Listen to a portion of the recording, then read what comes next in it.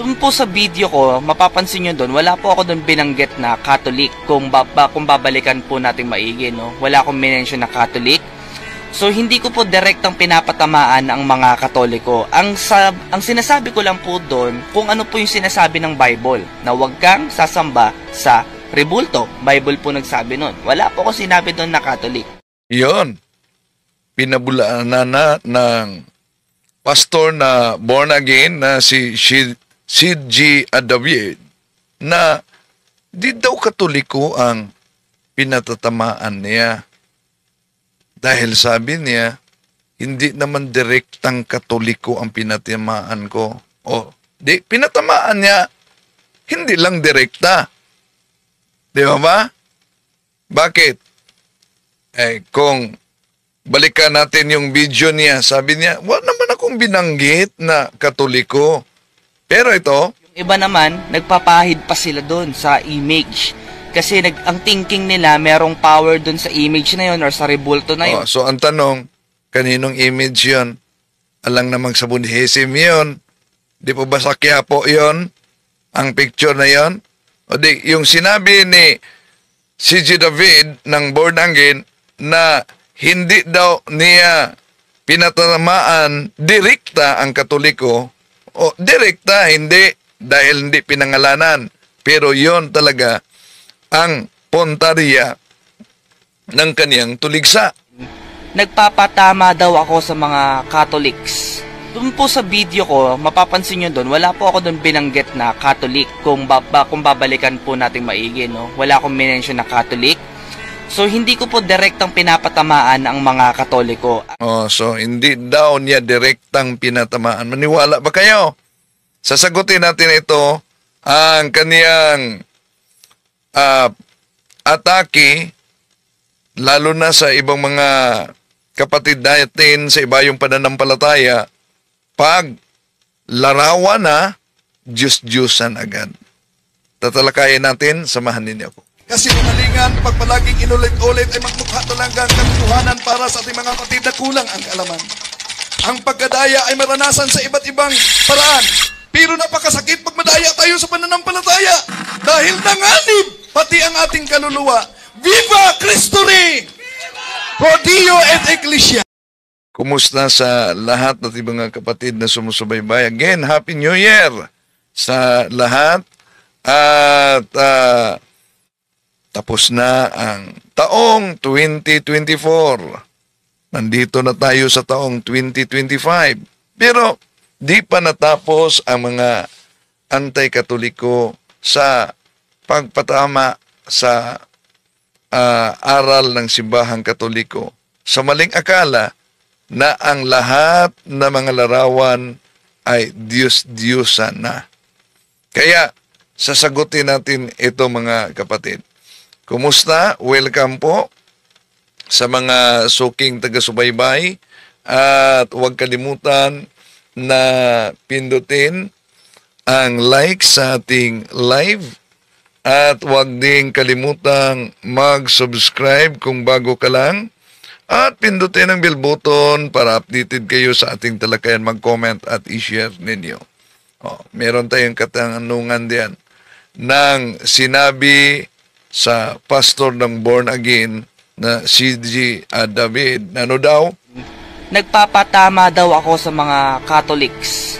Doon po sa video ko, mapapansin nyo doon, wala po ako doon binanggit na Catholic. Kung babalikan po natin maigi, no? Wala akong minention na Catholic. So, hindi ko po direktang pinapatamaan ang mga Katoliko. Ang sinasabi ko lang po doon, kung ano po yung sinasabi ng Bible, na huwag kang sasamba sa rebulto. Bible po nagsabi noon. Wala po ako sinabi doon na Catholic. Tama naman na may binanggit ang Bible na huwag kang magsamba sa rebulto, pero huwag mong putulan yung Diyos-Diyosan. Lahat ba na rebulto, monumento sa Biblia ay ipinagbabawal? Baka di nakita yan ng ating kapatid na pastor.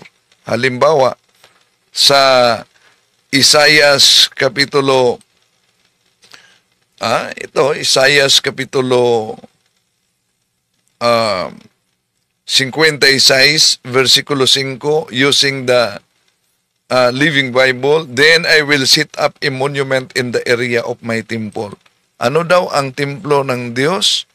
Merong monumento. I will set up a monument in the area of my temple.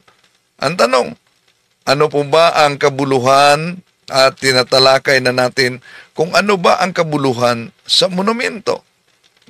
Protestant na salin pa rin.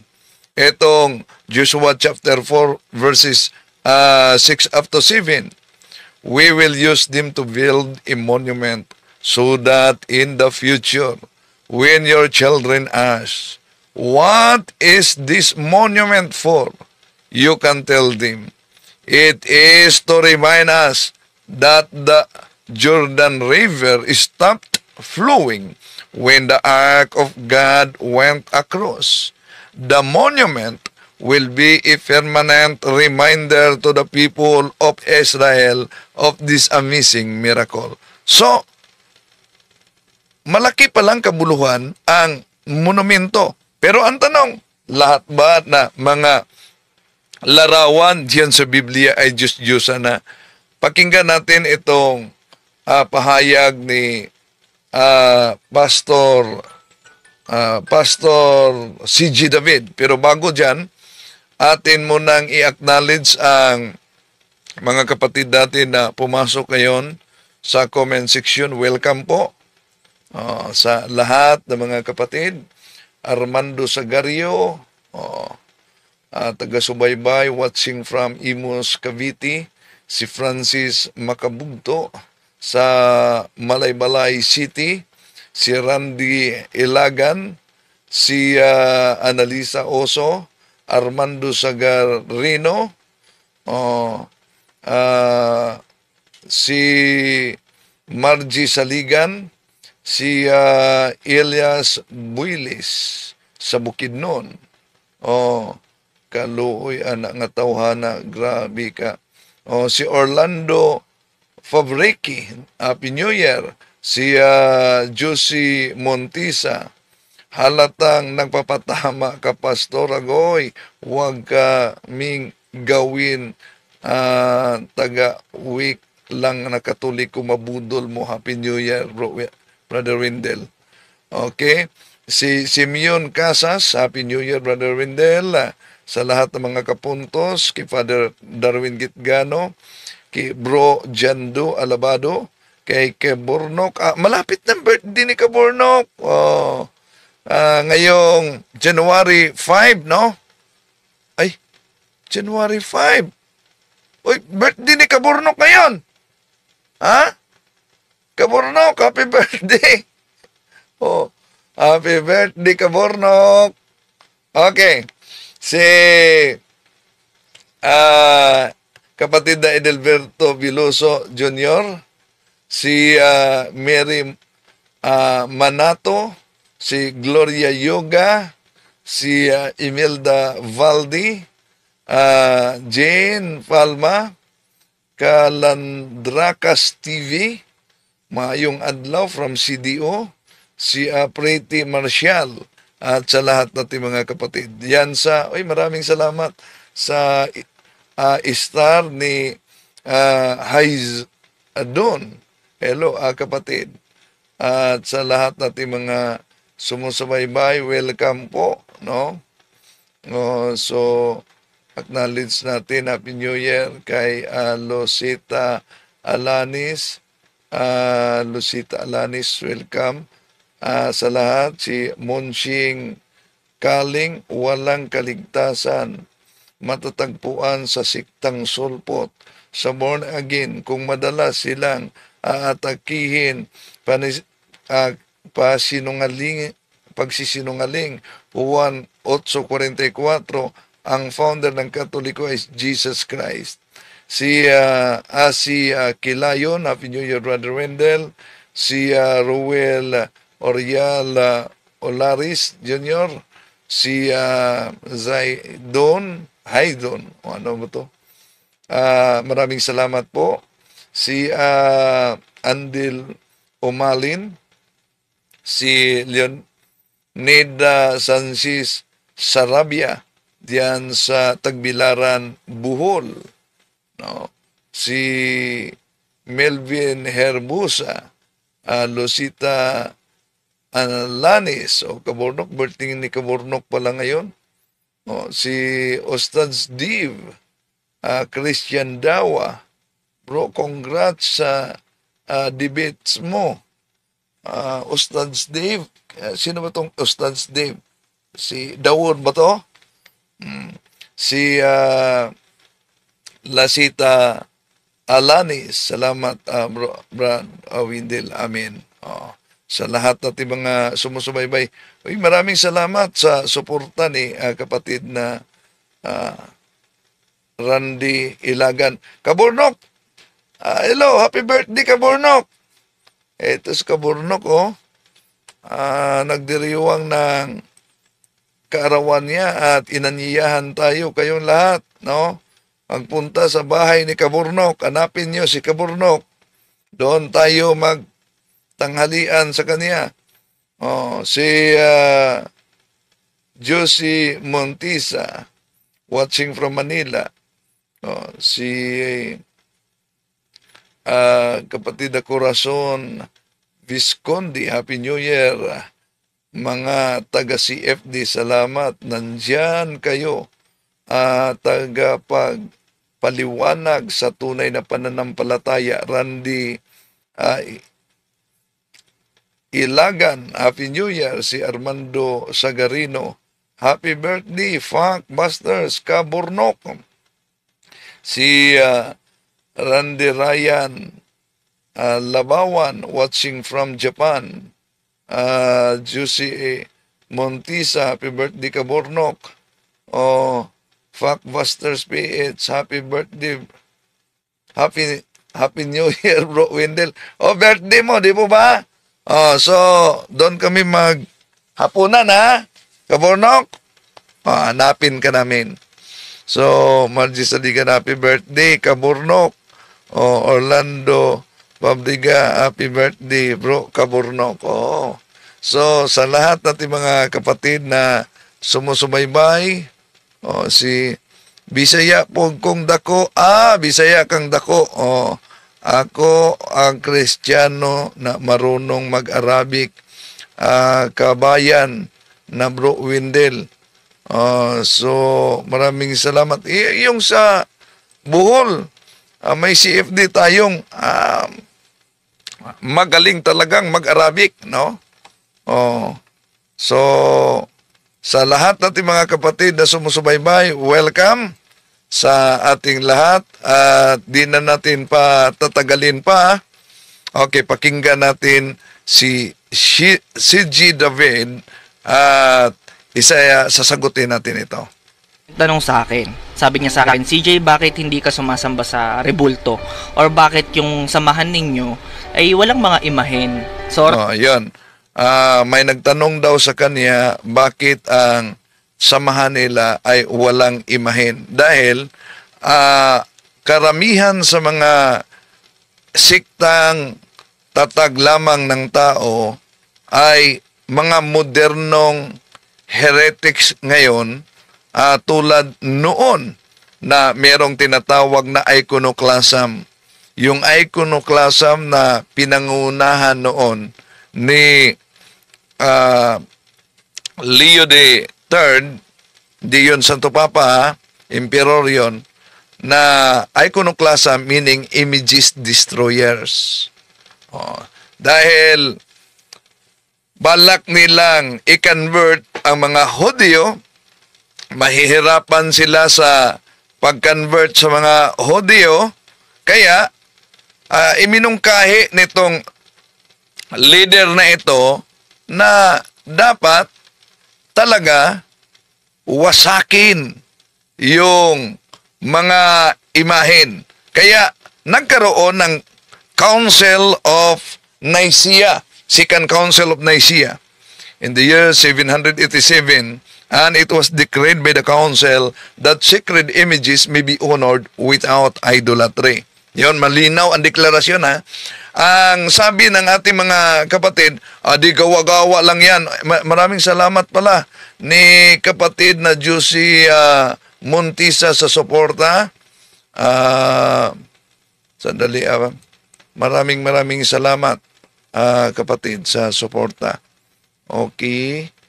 Pakita natin sa comment. Ito. Sa lahat ng mga kapatid na sumusubaybay, maraming kapatid. At Simeon Casas. Si Cabornoc, yes, birthday ni Cabornoc. Si Yusol, hello, Yusol, kapatid. Happy New Year. Margie Saligan. Factbusters, di na nag-comment si Factbusters, nang nalaman na birthday niya ngayon, takot kaya yata na pupunta kaming lahat doon, Okay. So, tuloy natin mga kapatid ang ating pagtalakay. Ito ang sinabi ni CJ David. Tanong sa akin. Sabi niya sa akin, CJ, bakit hindi ka sumasamba sa rebulto? Una, misleading itong pahayag na bakit hindi ka sumasamba sa rebulto. Bakit? Una, ang salitang pagsamba kasi sa born again ay isa lang ang kahulugan. Ang salitang pagsamba ay nangangahulugan sa kanila pag-Diyos na yan. No? Ngunit sa Katoliko, ang salitang pagsamba, mga kapatid, ay nangangahulugan na may worship, adoration, na intended for God alone, at may worship na ang kahulugan ay veneration. Kaya nga, palaging ginagamit sa grupo, kahit sa kay Soriano at sa grupo ng Iglesia ni Cristo, ano ba yun na ginagamit nila? Ginagamit nila palagi, mga kapatid, itong lumang katekismo sa Lasal College noon, naging Lasal University na, ang Catechism of Christian Doctrine. At pilit nilang pagsusuwagan itong mga aklat Katoliko.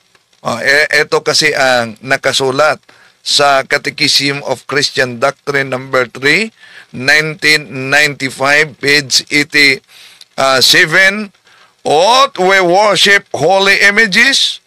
We should have, particularly in our churches, images of our Lord, as also have the Blessed Virgin and the saints, and we should pay them due honor and veneration.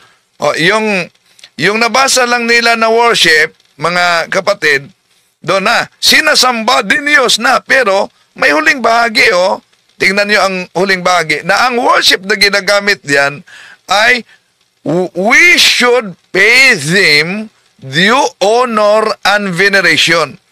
So, itong pagkakaiba sa mga siktang tatag lamang ng tao, sa kanila, basta salitang worship, pag Diyos na yan. Pero sa Katoliko at sa Bible, kahit sa Bible, yung salitang worship ay hindi nangangahulugan pag Diyos na, kundi paggalang, honor. Halimbawa, balikan natin itong 1 Chronicles chapter 29 verse 20. And David said to all the congregation, now bless the Lord your God. And all the congregation blessed the Lord, the God of the fathers, and bowed down their heads and worshipped the Lord and the King. So napansin niyo ba ang mabasa diyan sa 1 Chronicles chapter 29 verse 20? Worshipped the Lord and the King. Dahil po ba may mabasang worship the Lord and the King, ang ibig bang sabihin diyan ay pati na ang hari ay kilalaning Diyos? Ang worship na ginagamit yan, kung pag-aralan nating mabuti at suriin natin sa ibang translisyon ng Bible, King James Version ang ginagamit natin, silipin natin ang 1 Chronicles chapter 29 verse 20. Ito ang mabasa natin. Then David commanded the people, praise the Lord your God, and the whole assembly, praise the Lord, the God of their ancestors, and the bowed low, and give honor to the Lord and also to the King. So dito malinaw na sa Biblia, hindi ibig sabihin makabasa ka ng worship ay pag-Diyos na. Ang worship dito mga kapatid ay nangangahulugan ding honor, hindi lang pag-Diyos, no? At kaya nga kung ang interpretasyon nila na ang mga imahe ng Katoliko ng mga santo ay diniyos natin gaya sa kanilang interpretasyon na yung worship ay pag-Diyos na, malinaw ang Our Catholic Faith by Monsignor Moro, page 220. Ang sabi diyan, we do not worship the saints. We only honor them as the official friends and servants of God. We adore God alone. So, may pagsusuwagan ba ng sinabi na we do not worship? Dahil ang worship na binabanggit dito ay adoration, hindi veneration. Pero ang honor dito, kahit sa Old English mga kapatid, worship, veneration yan, na nangangahulugan paggalang. Okay, bakit daw wala silang imahe? Or bakit yung samahan ninyo ay walang mga imahen? Sa oras na to, sasagutin ko yan. Kaya makinig kang maigi. At sa oras din ito, sasagutin din natin ang kaniyang pahayag dahil alam nyo naman mga kapatid, ang daming natangay sa maling akala. Di po ba? No? Si kapatid na Mamay Isti watching from Northern California. Hello. Okay. Tuloy natin sa pahayag mismo ni si G. David. Kung isa ka sa mga tao na sumasamba din sa mga rebulto or sa mga imahen, pakinggan mo mabuti itong yung salitang pagsamba sa Catholic, lalo na sa mga imahe, dahil may mabasa nating pagsamba sa mga imahe, yun ay nangangahulugan na paggalang, no? Lalo na ginagamit yung Catechism of the Catholic, Catechism of Christian Doctrine, page 87. Ito ang mabasa natin mga kapatid. Is the worship of the saints confined to their persons? The worship of the saints is not confined to their persons, but it extends also to their relics and images. So, malinaw na ito din ang ginagamit ng iba dahil kung sabi nila, kung sinasabi ninyo na hindi ninyo sinasamba ang mga imahe, bakit sa Catechism of the Catholic Church? Wala tayong tutol sa Catechism of the Catholic Church. Tutol lang tayo sa pag-unawa nila dahil ang salitang worship para sa kanila, pag-Diyos na.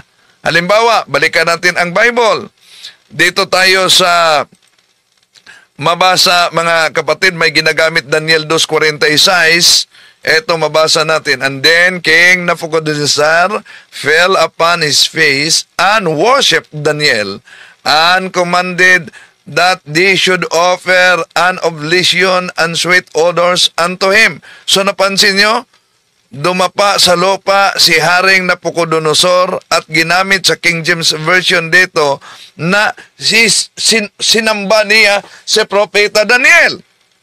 Ang pagsamba ba dito ay dahil nabasa ang salitang pagsamba, ito ba'y pag-Diyos na? Hindi. Dahil kung ituloy natin, si Haring Nabucodonosor na sumamba kay Propeta Daniel, sabi niya, tunay talaga ang iyong Diyos. Siya ang Diyos sa lahat ng Diyos. So, hindi kinakilala ni Haring Nabucodonosor si Daniel bilang Diyos, kundi kinikilala niya ang Diyos ni Daniel na tunay na Diyos. Kaya, kung King James Version ginagamit ang salitang worship dahil Old English yan, sa bagong English, kung gagamitin natin sa New International Version, sa naturang talata, Daniel 2:46, ito mabasa natin.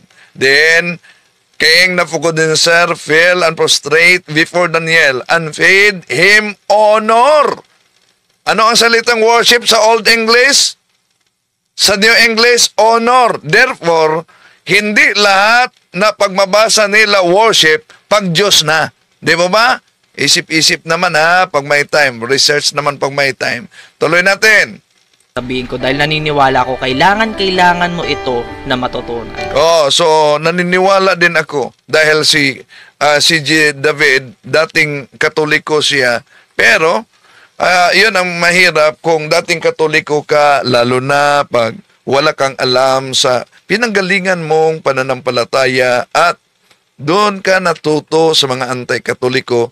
Kaya masigasig talaga ang kanilang banat sa pananampalatayang Katoliko. At dapat sagutin natin ito. Canon Law 229, lay people have the duty and the right to acquire the knowledge of Christian teachings so that they may be able to live according to this teaching, to proclaim it, and if necessary to defend it. Meron bang necessity na idepinsa natin ang ating pananampalataya? Bakit? May mga ibang pare nga tinitira ang CFD dahil di na kailangan daw umano ang pagdepensa sa ating pananampalataya. Pati si Father Darwin tinitira sa pulpito ng ibang mga pare. Pero ito ang katunayan, mga kapatid. Nasa Acts and Decrees of Second Plenary Council of the Philippines yan. Acts and Decrees of Second Plenary Council of the Philippines, page 80, 81, paragraph 222, we must today be willing and able to defend our teachings in public fora, and we need to equip the faithful so that they can defend their faith. Tandaan natin, kahit ang mga early Christians, ang daming mga apologists nila, tumitindig at nagpapakamatay para sa ating pananampalataya. Nag-expire na ba ang kanilang ginagawa? Hindi. Dahil we are dealing with the ancient serpent. So, dahil ancient serpent, the ancient weapon ang gagamitin natin, lalo na apologetics. Malinaw yan sa Acts and Decrees of Second Plenary Council of the Philippines, page 80. Apologetics has been always part of the tradition of the church. Okay. Ituloy natin si G. David. Nung nakakilala ko sa Panginoon, natutunan ko ang tamang pananampalataya. Yun, walang pagkakaima din sa pagsagot natin kay Manny Pacquiao kagabi. Di po ba naalala ninyo na sabi ni Manny Pacquiao kagabi na nang nakilala ko ang Panginoon, ako na ngayon tunay na Kristiyano. I am a Catholic Christian. Pero noon, sabi ni Manny Pacquiao, noon, madasalin ako. Pero pagkatapos ng pagdasal ko, merong devil's advocate. Dahil meron daw umano siyang mga bisyo at lalo na yung mga pambabae. Kasalanan ba ng simbahan kung may mga kaanib na kahit madasalin at nagsasamba, ngunit bumalik sa kasalanan? Hindi. Sa aklat na ang pamagat ay pananampalataya ng ating mga ninuno ni James Cardinal Gibbons sa pahina 30 na ginagamit ng mga iglesia ni Cristo kay Manalo, nakasulat yan, nalulungkot kaming ipagtapat na ang kabulukan sa moral ay malimit na nasusumpungan sa sinapoponan. Nito mga nagsasabi na sila'y mga Katoliko, di natin maipipikit ang ating mga mata sa harap ng katotohanan na marami sa kanila hindi nabubuhay ayon sa ipinag-uutos ng kanilang iglesia, kundi bagkus nagiging sanhe pa ng kalungkot-lungkot na iskandalo. So, ang mga makasalanan nakaanib sa simbahang Katoliko, mapari man siya, maobispo man siya, masanto papa man siya, sino man sa atin na nagkasala tayo, hindi dahil na tayo'y Katoliko, dahil hindi tayo sumusunod sa aral sa banal na simbahang tatag ng ating Panginoon Kristo.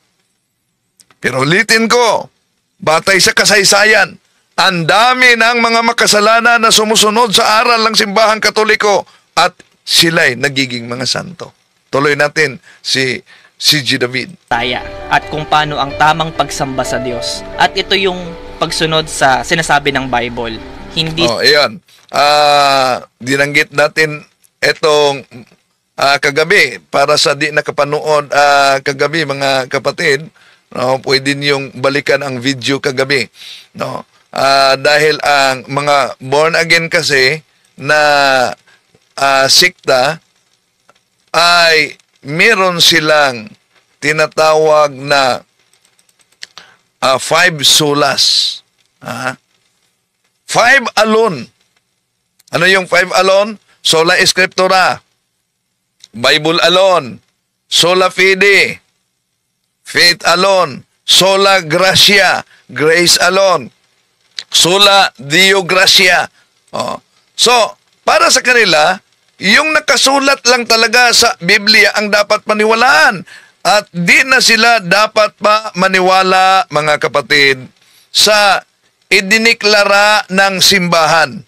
Dahil para sa kanila, gawa-gawa na yon ng tao kung wala sa Biblia. Sige nga, anong kalendaryo ang sinundan ninyo ngayon sa New Year? Aber? Ano? Gregorian calendar yan. Idineklara yan ni Pope Gregory XIII sa taong 1852. Kung ayaw ninyong sumusunod sa otoridad Katoliko, iba't sumusunod kayo sa kalendaryo na iyon ay ecclesiastical calendar ng simbahan. Di po ba? Gets nyo? Okay, tuloy natin. sa sinasabi ng tao. Kaya ang pananampalataya ko ay lagi nakabase sa Biblia, hindi So, sa sinabi ng tao. ang pananampalataya daw niya ay laging nakabase sa Biblia, hindi sinabi sa tao. Ngayon, ikay tao at may sinasabi ka ngayon na sinabi mong dapat nakabase lagi sa Biblia. O sige, batay lang sa pahayag na yan at hindi batay sa sinasabi ng tao. So, yun lang. Asan mabasa sa Biblia,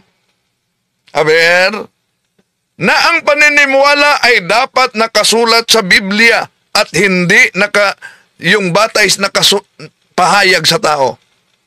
Asan? Wala namang mabasa. Ipahayag mo yan. Ibig sabihin, yung pahayag na yan na hindi mabasa sa Biblia, dapat din paniwalaan. Di ba ba? Logic naman pang may time, no? Di ba? Okay, tuloy natin. At nung natutunan ko magbasa ng Biblia, ganito yung nabasa ko sa Bible. So, yun, ang problema. Natutunan niya sa pamamagitan ng pagbasa ng Biblia. Daming mga natuto sa pamamagitan ng pagbasa ng Biblia. Isa na dyan, si Kibuloy. Anong nangyari ni Kibuloy? Siya na ang may-ari sa kaluluwa. Natutunan niya yan sa pagbasa sa Biblia. Ano ang nangyari kay Felix Manalo? Siya ang nagiging anghel sa silangan.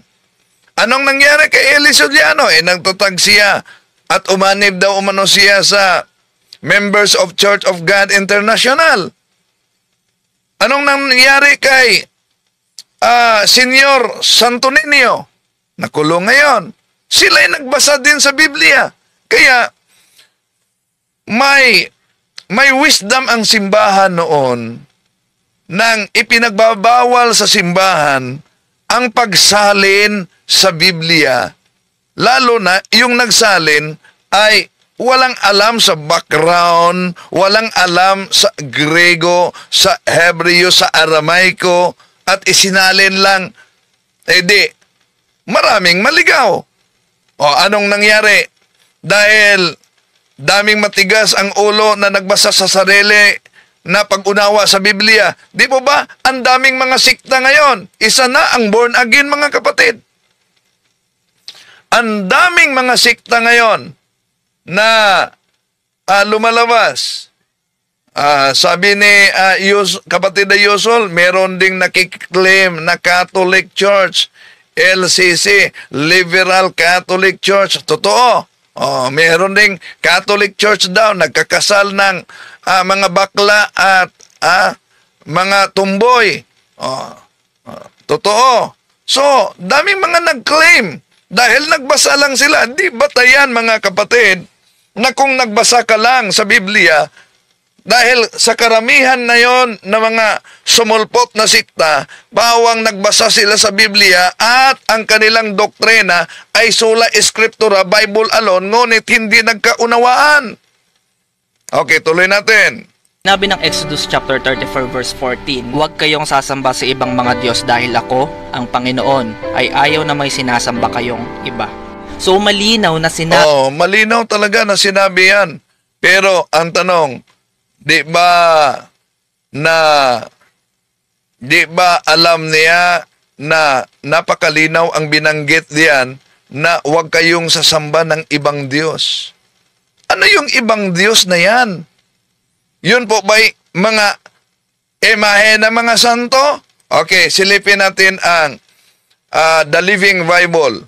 Anong mabasa sa The Living Bible? Translation, Protestant ito sa sinisitas niyang Exodus chapter 20 verses 3 up to 5. Ito ang mabasa natin, mga kapatid. You may worship no other God than me. Napansin ninyo? Small letter G, God. Ito'y tumutukoy sa Diyos-Diyusan. You may worship no other God than me. Sino to? You shall not make yourselves any idols, no images of animals, birds, or fish. You must never vow or worship it in any way. For I, the Lord your God, am very possessive. I will not share your affection with any other God. So, malinaw ang binanggit sa naturang talata na ipinagbabawal sa Diyos yung tinatawag na Diyos-Diyosan. Dahil sa Biblia, ang daming Diyos-Diyosang nakasulat diyan. Sino ba yung mga Diyos-Diyosang tinutukoy sa Biblia? Yung larawan ba ng mga santo? Hindi. Merong Diyos-Diyosan na si Baal at si Medurak na binanggit diyan sa Jeremiah chapter 50 verse 2. Merong Diyos-Diyosan na si Baal at ang dragon sa merong Diyos-Diyosan din na tinatawag na Astarte. Si Baal. Si Baal. At mga Astarte. Nasa Hukom Kapitulo 10, versikulo 6. Merong Diyos-Diyosan din na babasa natin sa Hukom Kapitulo 16, versikulo 23, na si Dagon. Merong Diyos-Diyosan na mabasa natin sa Ikalawang Hari, Kapitulo 1, versikulo 2 na si Baal Sivub. Ang daming Diyos-Diyosan na binanggit diyan sa Biblia. May Diyos-Diyosan na si Molok na binanggit sa Leviticus Kapitulo 18, versikulo 21. Merong Diyos-Diyosan sa templo ni Ramon diyan sa 2 Hari, Kapitulo 5, versikulo 18. Merong Diyos-Diyosan na ang pangalan ay si Artemis, si Diana sa Gawa, Kapitulo 19, versikulo 27, 35. So, dami pa, mga kapatid. Yan pala ang mga Diyos-Diyosan na binanggit na ipinagbabawal dahil sila ay hindi tunay na Diyos. Pero, balikan natin sa Protestant na Bible scholar kasi ito. Harper's Bible Dictionary. Anong sabi?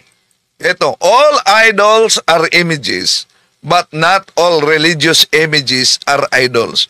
O napakalinaw dyan.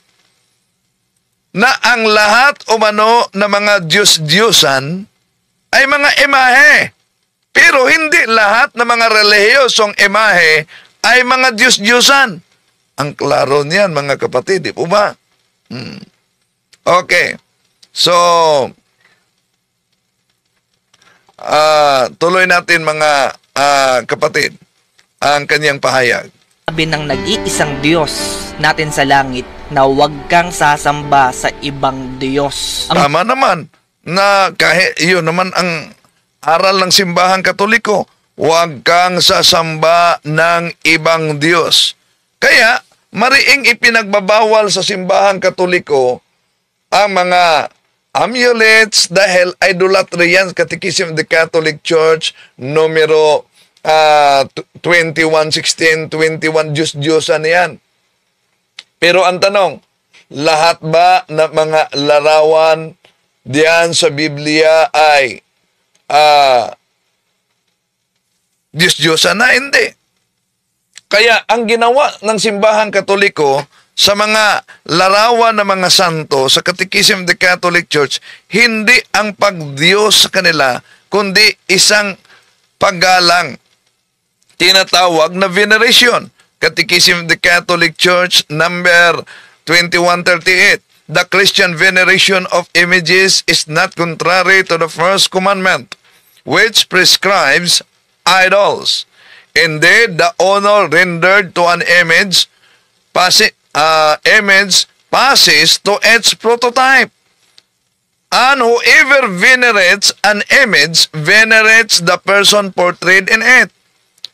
The honor paid to sacred images is a respectful veneration, not the adoration due to God alone. O, napakalinaw naman yung aral ng simbahang Katoliko, mga kapatid, di ba? At ito'y ginagamit ng mga iba't ibang kapatid natin para tuligsain ang ating pananampalataya. Tanong, magagalit ba ang Diyos kung ating igalang lalo na yung mga santo niya? Hindi. Itong mabasa sa Christian Community Bible. On that day, the Lord will be glorified in His sins. Oh. So galit ang Diyos sa mga Diyos-Diyosan. Pero ang kapurihan ng Diyos ayon sa ikalawang Tesalonica, Kapitulo 1, versikulo 10, on that day, the Lord will be glorified in His sins. Ang problema, ang ating mga kapatid sa iba yung pananampalataya, wala silang mga santo. Di ba? Okay, tuloy natin. Diyos natin isa lang. At sinabi mismo ng Bible na hindi ka dapat sumamba sa ibang Diyos. At ayaw na ayaw ito ni God na sumasamba ka sa ibang Diyos. Oh, yan. Tama naman na ayaw talaga ng Diyos na sumasamba ng ibang Diyos. At ang mga santo, hindi yun mga ibang Diyos. Ang mga santo ay bayani ng pananampalataya natin. No.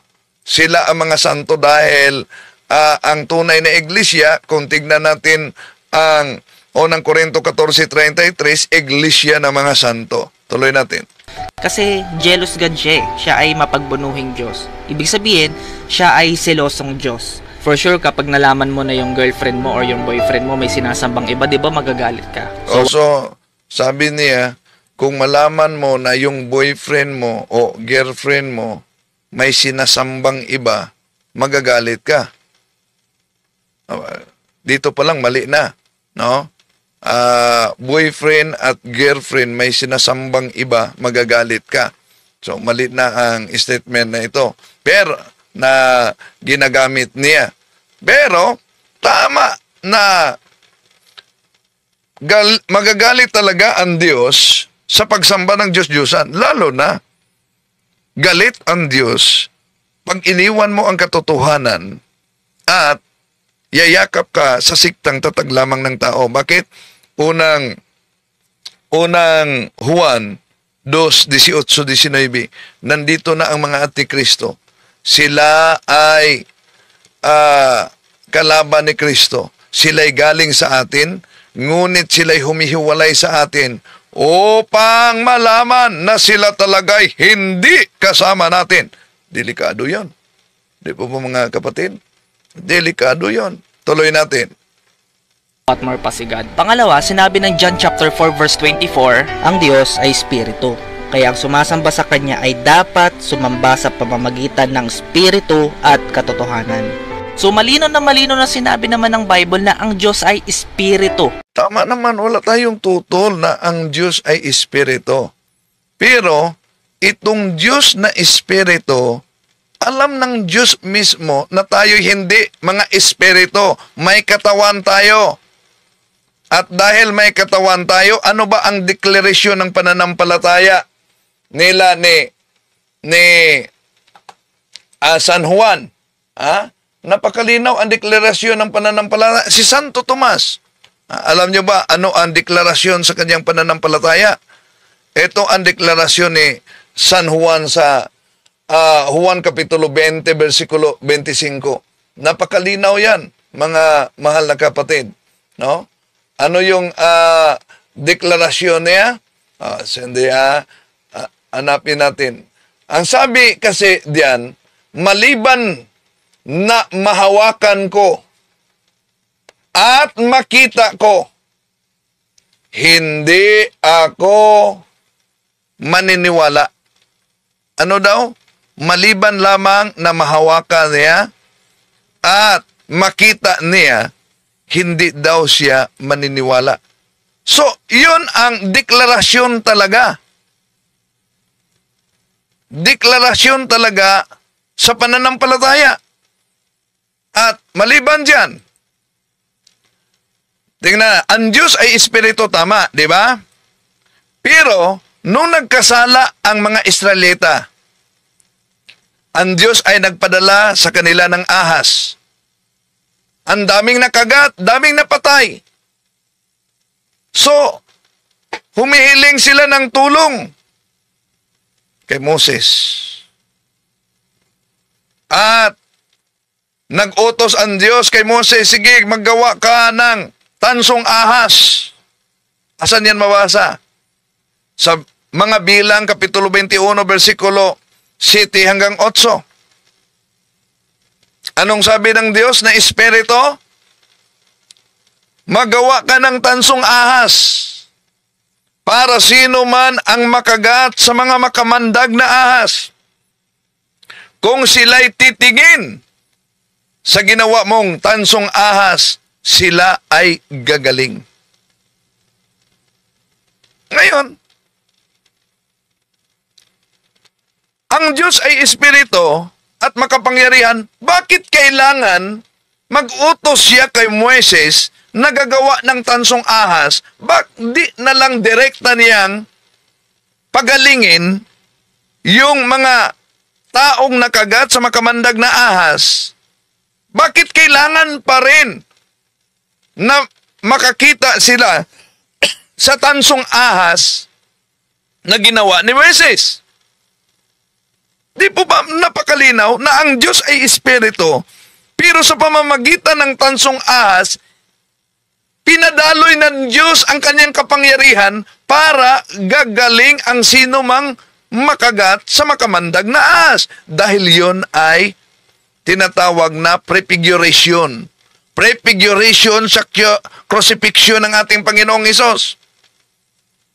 Kung ang Diyos sa lumang tipan ay napagawa ng tansong ahas para maligtas ang sino mang makagat sa mga makamandag na ahas, sa ating panahon, ikinumpara ng ating Panginoong Hesus ang kaniyang sarili sa Numeros chapter 21 verse 7.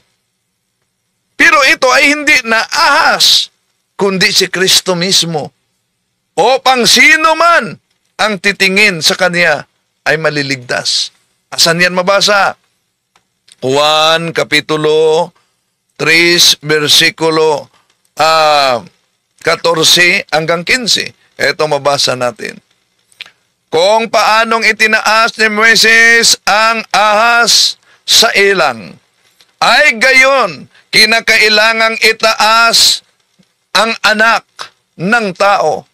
Ito ay upang ang sinumang sumasampalataya sa Kanya ay hindi mapapahamak kundi magkaroon ng buhay na walang hanggan. Ikinumpara ng ating Panginoon ang Kanyang sarili mismo sa tansong ahas, mga kapatid. Now, ngayon, Sa bagong tipan ba? Mabasa ba natin na may nagawa ng larawan mismo ng ating Panginoon Jesucristo na ipinako doon sa cross? At itinaas yan kung gagamitin natin ang Protestant translation na The Living Bible. Dahil gusto nila, di po ba, sabi ni C.J. David, pag mabasa sa Biblia, dapat yun ang paniniwalaan. Pag hindi sa Biblia, hindi dapat paniniwalaan. Dahil sa tao lang yan. O sige, gamitin natin ang Protestant na salin. Ito, mabasa sa Galatians chapter 1 verse 3 sa The Living Bible. O foolish Galatians, what magician has hypnotized you and cast an evil spell upon you? For you used to see the meaning of Jesus Christ's death as clearly as though I have waved a placard before you with a picture on it of Christ dying on the cross. Ano daw? Napakalinaw ang nakasulat.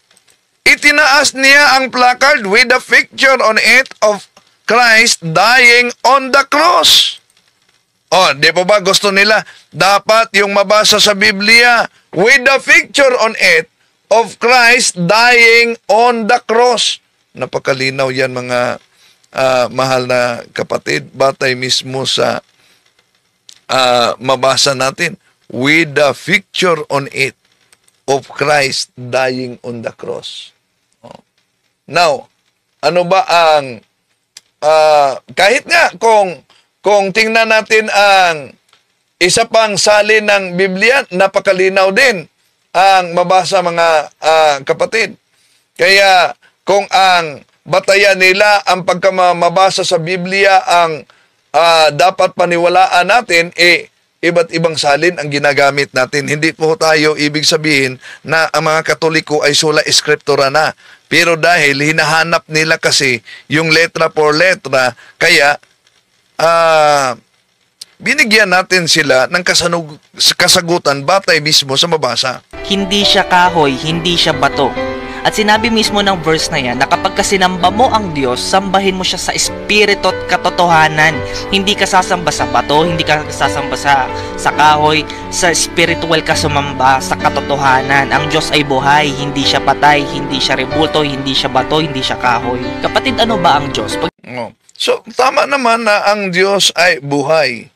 Pero ang tanong, bakit itong Diyos na buhay na pinaniniwalaan mo ay nag-utos mismo na sa kanyang templo ay merong monumento? Ano po ba yung monumentong ito? Ito po ba hindi gawa sa bato? Ito. Then I will set up a monument in the area of my temple. O ano daw? I will set up a monument in the area of my temple. So ano ang kabuluhan nitong monumentong ito? Bakit may monumento talaga? Kahit na sa ikalawang hari, kapitulo 23, versikulo 15 hanggang 18, di po ba pinagiba ng Diyos ang lahat ng mga monumento ng Diyos-Diyosan? Winasak, sinunog. Pero di niyo ba yun nabasa? Na nakita ni Propeta Josnias may monumento na nakatindig. At nagtanong siya, kaninong monumento yan? At ang sagot naman ng mga tao, monumento yan ng propeta. Anong sabi ni Propeta Josnias? Huwag nyo yang galawin. So, ibig sabihin, hindi lahat ng mga larawan at monumento ay Diyos-Diyosan. Kaya sa salin ng Biblia Protestante, The Living Bible, Joshua chapter 4, verses 6 up to 7, we will use them to build a monument so that in the future, when your children ask, what is this monument for? You can tell them, it is to remind us that the Jordan River stopped flowing when the ark of God went across. The monument will be a permanent reminder to the people of Israel of this amazing miracle. See? The monument will be a permanent reminder of this amazing miracle. Napakalinaw mga kapatid na hindi pala lahat na mga imahe o Diyos-Diyosan ang ipinagbabawal diyan sa Biblia. Hindi lahat ng mga imahe ay Diyos-Diyosan. Ang ipinagbabawal ay yung mga Diyos-Diyosan lang.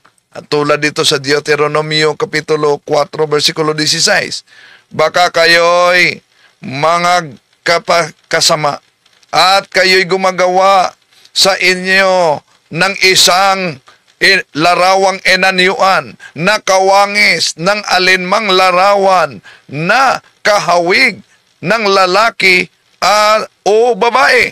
Bakit binanggit diyan? Dahil ang interpretasyon ng ibang sikta dito, alam nyo? Di po ba? May kahawig ng babae at lalaki. So, therefore, ito ay mga Diyos-Diyosa na tulad ni Santa Maria, babae, at lalaki, San Lorenzo Ruiz, mali. Bakit? Sa Lumang Tipan, may mga Diyos-Diyosa na silang babae at lalaki. Unang Hari, Kapitulo 11, versikulo 33, mga kapatid, ito mabasa natin. Ginawa ko ito sapagkat tinalikuran niya ako at naglingkod kay Astarte, ang Diyos ng mga Sidonyo, kay Kamos ang Diyos ng Edom, at kay Malok ang Diyos ng mga Amomita.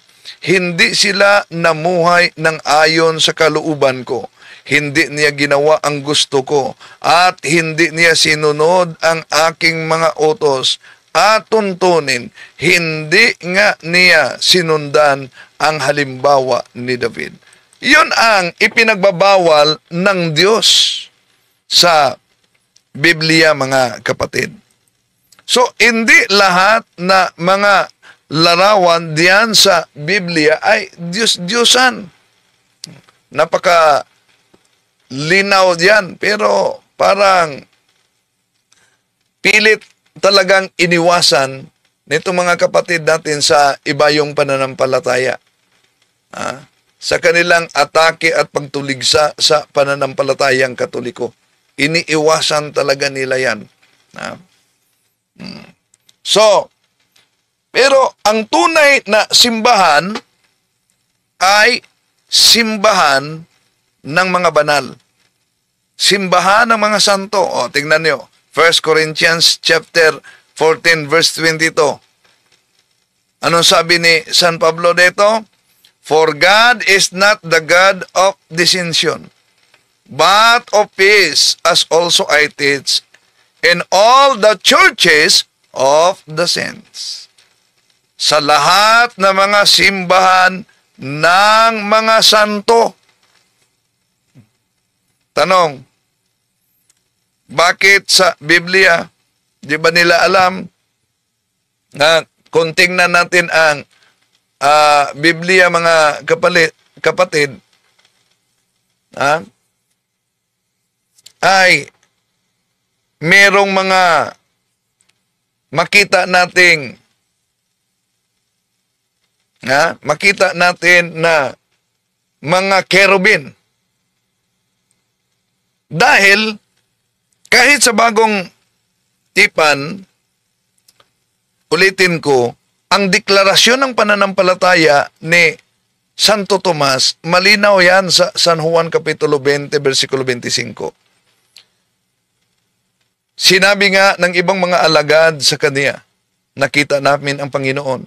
Sinabi niya sa kanila, malibang makita ko ang tanda ng mga pako sa kaniyang mga kamay at mailagay ko ang aking daliri roon at maipasok ko ang aking kamay sa kanyang tagiliran. Kailanman ay hindi ako maniniwala. Anong punto dito? Ito'y deklarasyon ng pananampalataya. Ano daw? Nangangailangan siya ng makita. Nangangailangan siya ng mahawakan.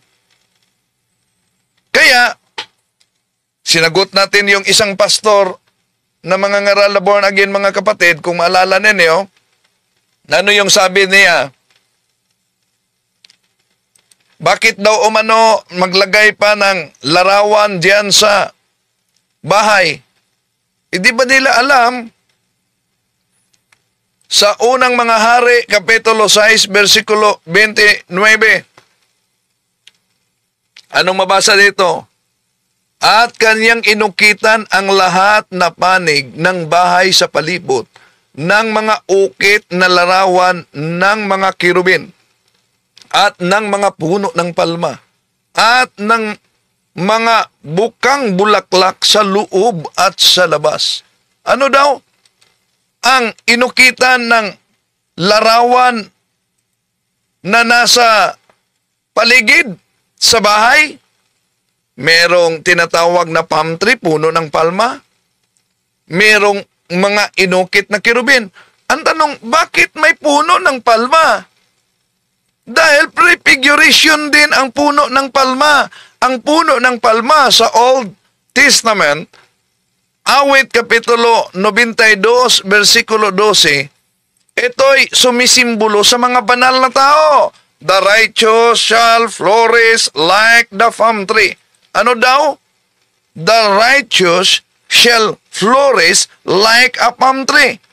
Kaya, maliban sa mga anghel, may puno ng mga palma at ang puno ng mga palma ay sumisimbolo sa mga banal. Kaya, bakit ngayon meron tayong mga larawan sa simbahan natin na Katoliko at wala yan sa ibang sikta? Bakit?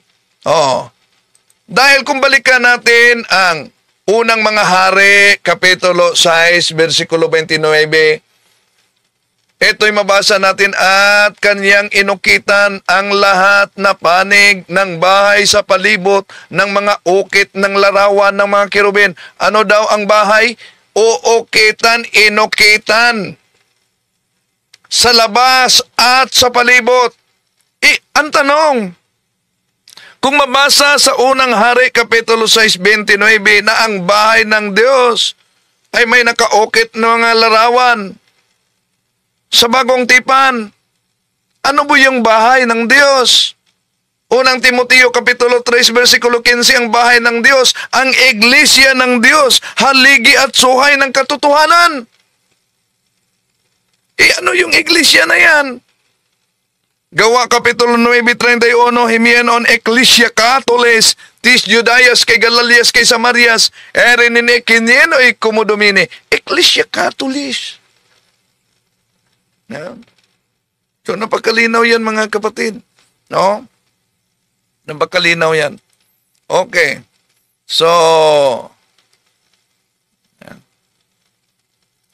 Sabi ni Melchizedek, mali kayo, since our persons in heaven, officially canonized or not, who live historically virtuous lives, offer their life for others who were martyred. Yun, tinatawag na pananampalataya, bayani sa pananampalataya natin, no? At mali ang interpretasyon nitong. Maraming salamat din kay kapatid na Sandy Brasos Camacho. Maraming salamat kapatid sa 30 stars. Okay. So, patuloy tayo mga kapatid, no? Ito ginagamit nila. Ginagamit kasi ni si G. David dito. Bakit kayo lumuluhod? Sumasamba sa mga santo. Di po ba ang anghel, diyan sa Revelation chapter 22 verses 8 up to 9, umaayaw siya nang sumamba sa kanya si San Juan? Ganon din ang mabasa natin sa Gawa Kapitulo 10, versikulo 25-26, si San Pedro, nang sasambahin sana siya ni Cornelio, umaayaw siya. Kung ang mga anghel at kung si San Pedro na buhay, umaayaw siya nang sasambahin sana siya ni Cornelio. Ang tanong, bakit kayo mga Katoliko, sinasamba ninyo ang patay ng mga santo sa pamamagitan ng kanilang mga imahe? Iyon. Paano ninyo sasagutin yan? Maraming salamat sa inyong pagsubaybay. Hanggang sa muli, itong inyong lingkod, Brad Windel Talibong. Pro Dio et Ecclesia. To make his message known is our responsibility.